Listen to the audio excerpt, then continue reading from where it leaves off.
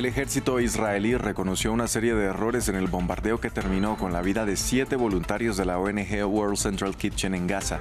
Según la investigación sobre los hechos, los encargados dispararon contra el convoy creyendo que uno de los vehículos viajaba el integrante de Hamas. En Irán, miles de personas se reunieron para el funeral de los 7 miembros de la Guardia Revolucionaria que perdieron la vida en Siria tras un ataque atribuido a Israel. Teherán reiteró sus promesas de venganza mientras el gobierno israelí activó la alerta máxima ante eventuales retaliaciones. Sigue la visita de la secretaria del Tesoro estadounidense en China. Durante una parada en la ciudad de Guangzhou, Janet Yellen se reunió con el viceministro chino, a quien manifestó su preocupación por lo que llamó el exceso de capacidad industrial del gigante asiático. Tenemos informe desde Beijing. Hola, ¿qué tal? Bienvenidos a una nueva emisión de noticias. En France 24 los saluda Andrés Mesa Muñoz.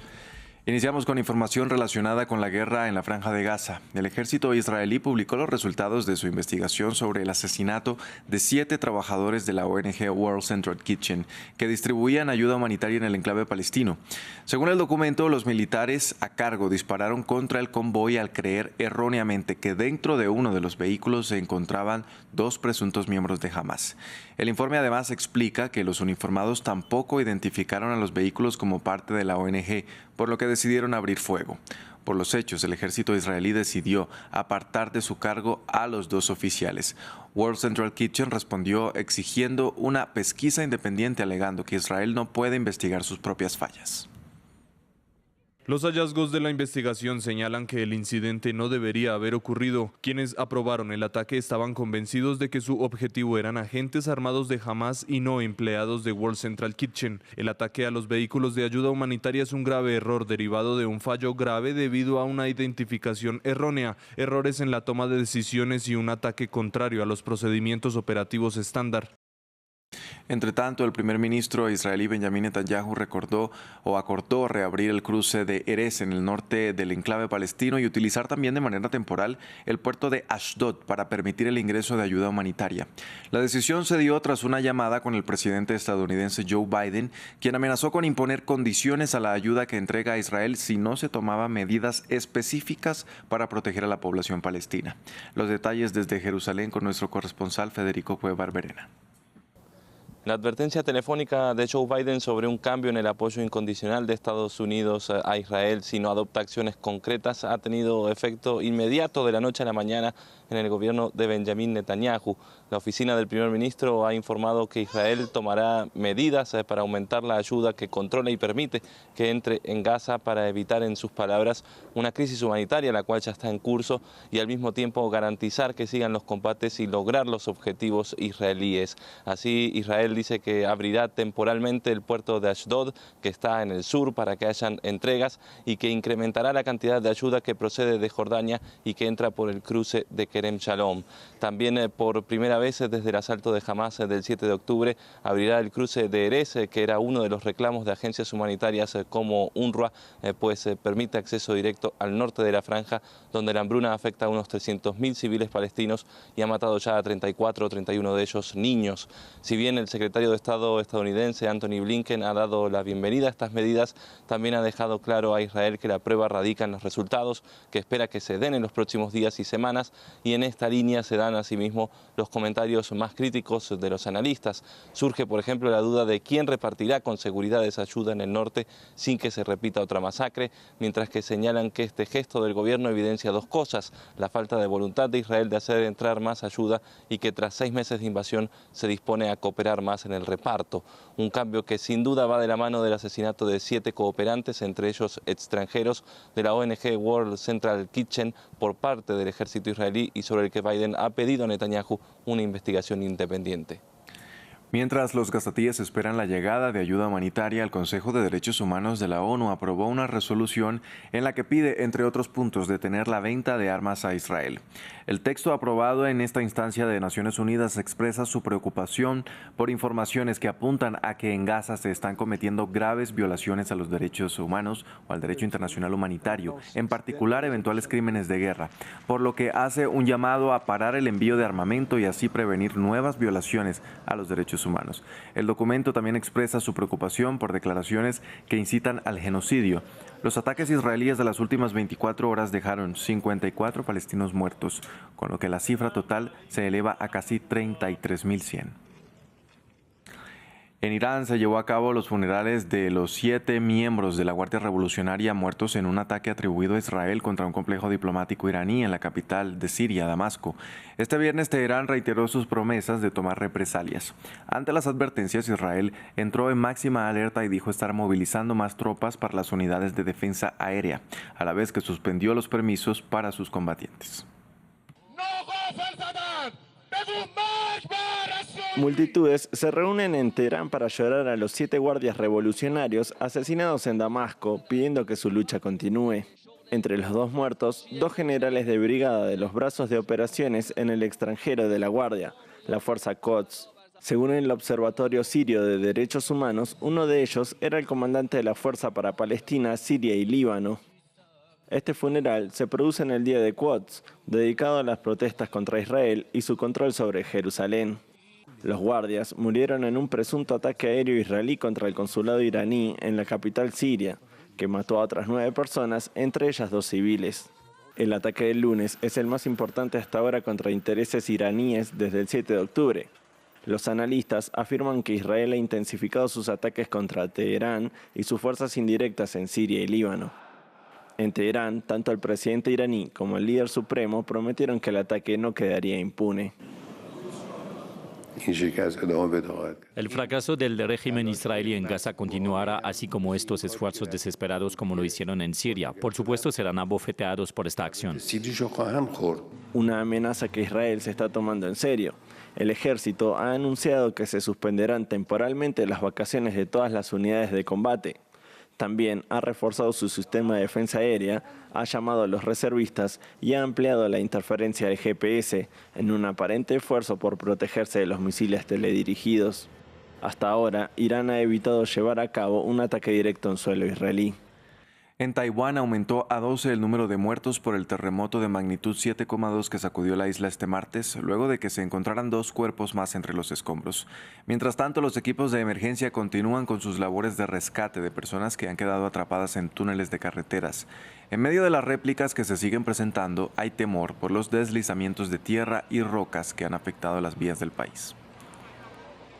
Continúa la visita de 4 días de la secretaria del Tesoro de Estados Unidos, Janet Yellen, por China.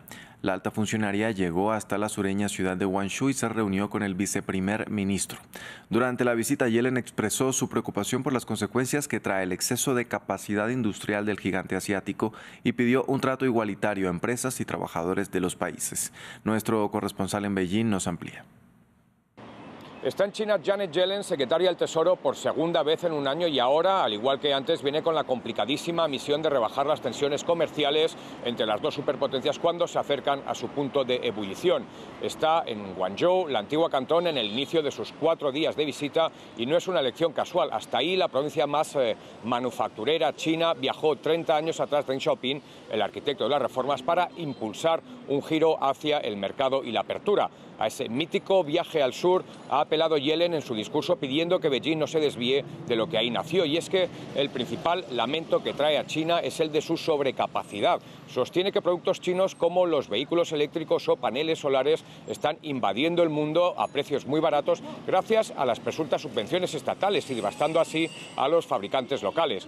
La respuesta china es conocida y ha llegado estos días en la prensa de nuevo. La exportación de excedentes es lo que han hecho las potencias occidentales durante siglos a un mundo en desarrollo, así que quejarse ahora es un acto de cinismo. Yellen también ha denunciado el trato injusto que a su juicio reciben las empresas estadounidenses en China y cuando se le ha preguntado por la posibilidad de nuevos aranceles a los proyectos chinos no la ha descartado. Y es que no es improbable que en año electoral, cuando es costumbre que los candidatos rivalicen en atizarle a China, lleguen nuevas rondas de aranceles. Yellen se ha reunido hoy con He Lifeng, conocido como el zar económico chino, quien ha tenido unas palabras muy conciliatorias. Mañana Yellen volará a Beijing para proseguir con su visita. En Venezuela, según un reciente informe de la ONG Médicos por la Salud, solo 4 de cada 10 quirófanos están operativos en los principales hospitales del país y el índice del desabastecimiento de consumos o de insumos en los pabellones alcanza el 74%. Si un paciente necesita operarse en un hospital público, sus familiares deben costear la mayor parte de los insumos básicos. Daniela Zambrano, corresponsal en Caracas, nos cuenta más sobre la situación de la salud pública en el país. Orfa Pineda lleva 8 años esperando una operación para su hijo Josué que le permita volver a comer por la boca. Mientras superaba una leucemia, el tratamiento contra el cáncer le ocasionó 2 fístulas que le obligan a alimentarse mediante una sonda. Yo como mamá, yo quiero calidad de vida para mi hijo. Esa es una lotería que yo me estoy jugando. Josué ha pasado la mitad de su vida internado en al menos 4 hospitales. Según un reciente informe de la ONG Médicos por la Salud, solo 4 de cada 10 quirófanos están operativos y el índice de desabastecimiento de insumos en los pabellones alcanza el 74%. Nosotros tuvimos 8 meses en el Domingo Luciani. Siempre se iba la luz, el quirófano se dañaba. Cuando estábamos listos para meterlo al quirófano, el quirófano estaba contaminado. Todos los niños que entraban a terapia, todos los niños fallecían. En el interior del país, la situación empeora. Wilmer Márquez viajó desde el occidente hasta el norte en la capital, buscando atención médica para su nieto Adrián, diagnosticado con un tumor en el hígado. En toda la región andina no había ni los insumos ni un oncólogo pediatra que pudiera atender el caso. Desde diciembre, sus días transcurren a las afueras del hospital, atento a lo que su nieto necesite. Todas las indumentarias que usan los enfermeros, todas esas cosas había que comprarlas, las mangueras. Por los bajos sueldos en los centros de salud públicos también hay déficit de médicos y enfermeros. Elizabeth Narváez, una enfermera con 8 años de servicio, gana el equivalente a $7 al mes y con los bonos que otorga el Estado llega a 100. Su trabajo se ha convertido en una labor social. Y a veces son 2 enfermeras o 3 enfermeras para 20 y 30 pacientes. No se dan abasto para todo. Entonces, eso sí es grave porque vemos que los hospitales se están quedando sin talento humano. Según la ONG Médicos Unidos por Venezuela, más del 90% de la población no puede costear una póliza de seguros ni los gastos en un hospital privado. Pasamos ahora a Guatemala. El gobierno presentó una denuncia penal contra Amelia Flores, exministra de Salud, por la compra de vacunas rusas anti-COVID en 2021 durante la presidencia de Alejandro Yamatei.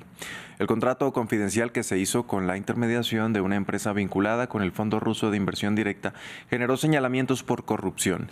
La exfuncionaria fue denunciada por abuso de autoridad, incumplimiento de deberes y malversación de fondos. William Casó tiene los detalles. Una polémica que se remonta a la pandemia reaparece en Guatemala.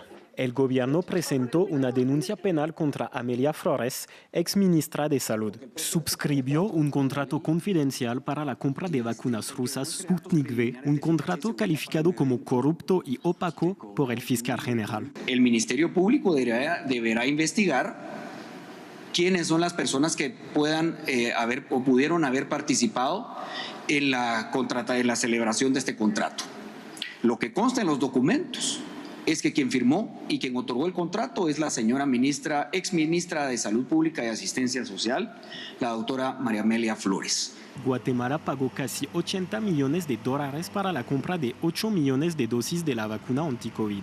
El pedido original era de 16 millones de dosis, pero el gobierno del entonces presidente Yamatei canceló la mitad de la compra por retraso de entregas. El contrato incluía el pago de casi $800.000 a una filial del Fondo Ruso de Inversión Directa que actuaba como un intermediario entre Guatemala y el productor de las vacunas, lo que generó señalamientos por presunta corrupción. Según el presidente Arévalo, la contratación perjudicó al Estado guatemalteco y a su población. En momentos difíciles y amargos como la pandemia del COVID, en donde toda la sociedad guatemalteca estaba bajo el asedio de una terrible enfermedad que no conocíamos y que no comprendíamos, los corruptos en Guatemala vieron la oportunidad de beneficiarse impunemente, de beneficiarse a costa de la salud de la población, de beneficiarse a costa de vidas humanas.